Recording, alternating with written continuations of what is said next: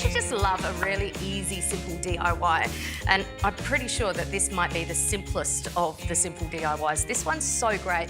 We're going to make a floating shelf.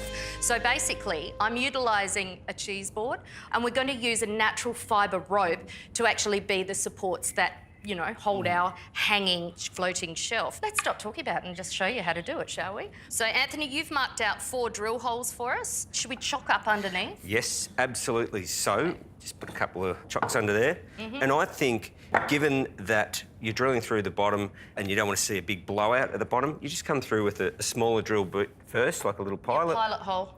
Yep, good idea. Just drill through. And that will stop and prevent, you know, any kind of mass explosion at the bottom that sometimes... Yeah, so what you can do then, flip it over, get them off. Oh, look at you. There we go.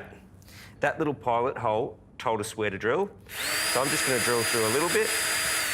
That's going to be enough. So, as you can see, I'm probably halfway through. I'm pretty impressed. That's a pretty good idea. And then, when you flip over this way and drill through...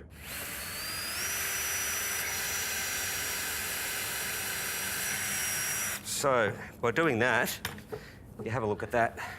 That little drill hole there now is nice and neat rather than having a big blowout at the bottom. So, easy tip. I like it, Anthony. All right, let's get the other 3 going.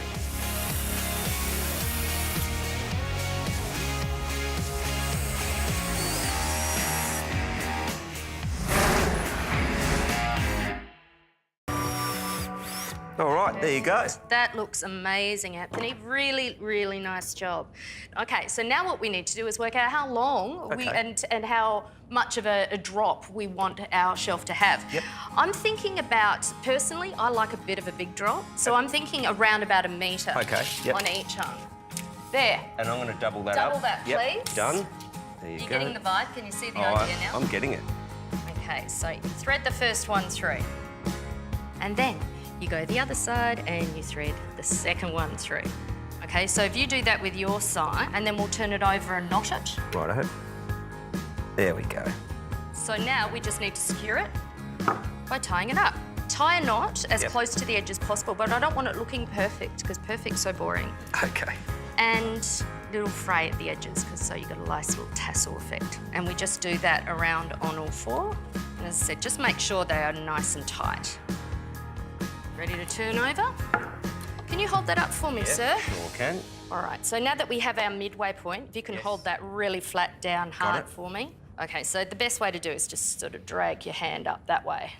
So this is where I want the join to be, OK? Do you want to hold that, or...? Yes, please. Okay, if you could hold that there, because what I'm actually going to do at this point is wrap this around, starting with 1 knot, which I'll trim up a little bit later, but I'm going to wrap this around so it's got like a really taut effect.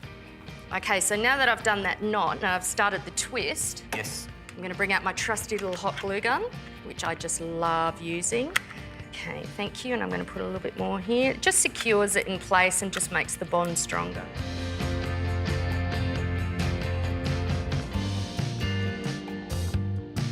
OK, I am going to cut this.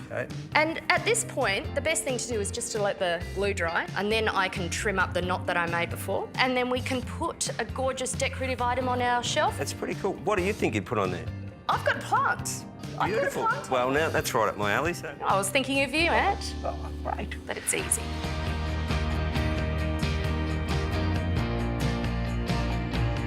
Gorgeous. That looks great. It is. That's real cool. And I mean, it's such a simple concept. A cheese board, some rope, 4 drill holes, a hot glue gun, and look at it. So easy.